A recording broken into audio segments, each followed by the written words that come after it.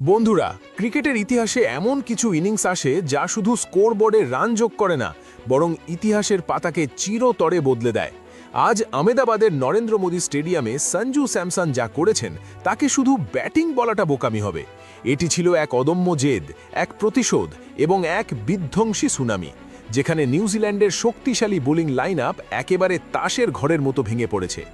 ৪৬ বলে ৮৯ রানের সেই ইনিংস আর ১৯৩ স্ট্রাইক রেট, আজ সঞ্জু স্যামসন প্রমাণ করে দিয়েছেন যে তিনি শুধু একজন বিকল্প খেলোয়াড় নন, বরং বিশ্ব ক্রিকেটের একজন স্বীকৃত ম্যাচ উইনার। বন্ধুরা, এটি ছিল ২০২৬ টি-20 বিশ্বকাপের ফাইনাল। ভারত বনাম নিউজিল্যান্ডের লড়াই মানেই বাড়তি উত্তেজনা। ২৫৫ রানের বিশাল লক্ষ্য সেট করা যে কোনো ফাইনালের জন্য অনেক বড় চ্যালেঞ্জ, কিন্তু সঞ্জু স্যামসন আজ মাঠে নেমেছিলেন এক বিশেষ লক্ষ্য নিয়ে। বিশাখাপত্তনমের সেই পুরনো হারের তিক্ত স্মৃতি ভুলে আজ তিনি যে রাজকীয় ভঙ্গিতে ব্যাটিং করেছেন তা ক্রিকেট প্রেমীদের হৃদয়ে গেঁথে থাকবে। আজ আমরা এই ভিডিওতে সঞ্জুর সেই ৬টি মহাকাব্যিক রেকর্ডের পোস্টমর্টেম করব, যা বিশ্ব ক্রিকেটে এক নতুন অধ্যায়ের সূচনা করেছে। সঞ্জু স্যামসন এখন এক টি-20 বিশ্বকাপ সংস্করণে ভারতের হয়ে সর্বোচ্চ রান সংগ্রাহক। বিরাট কোহলির দীর্ঘদিনের রেকর্ড আজ ভেঙে চুরমার হয়ে গেছে। সেমিফাইনাল এবং ফাইনাল উভয় ম্যাচেই অর্ধশতক হাঁকিয়ে সঞ্জু এখন শাহিদ আফ্রিদি এবং বিরাট কোহলির মতো কিংবদন্তিদের সেই বিশেষ এলিট ক্লাবে নিজের নাম লিখিয়েছেন।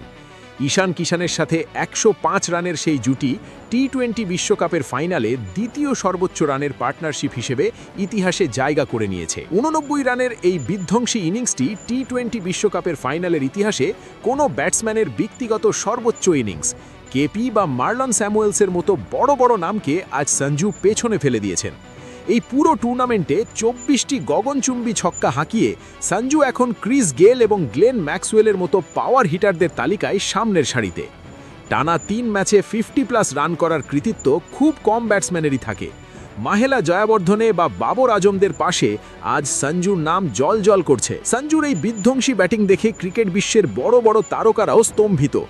MS ধোনি বলেছেন, এমন নিখুঁত ব্যাটিং অনেক দিন দেখিনি। ফাইনালের চাপে এমন শান্ত থাকা চারটিখানি কথা নয়। রোহিত শর্মা আবেগাপ্লুত হয়ে বলেছেন, সঞ্জু, আজ তুমি আমাদের গর্বিত করেছ। এই ৮৯ রান যে কোনো সেঞ্চুরির চেয়ে অনেক বেশি দামি।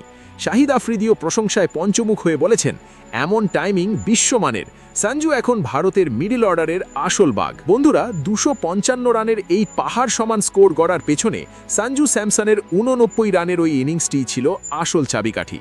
আহমেদাবাদের নরেন্দ্র মোদীর বিশাল মাঠের বাউন্ডারি যেন আজ সঞ্জুর ব্যাটের সামনে ছোট হয়ে গিয়েছিল। সবশেষে বলবো, আজকের পর সঞ্জু স্যামসনকে নিয়ে আর কোনো প্রশ্ন তোলার সুযোগ নেই। তিনি প্রমাণ করেছেন যে যখন মঞ্চ সবচেয়ে বড় হয়, সঞ্জু স্যামসন তখনই সেরাটা উপহার দেন। আপনারা কি মনে করেন, সঞ্জু স্যামসন কি এখন থেকে ভারতের অটোমেটিক চয়েস হওয়া উচিত?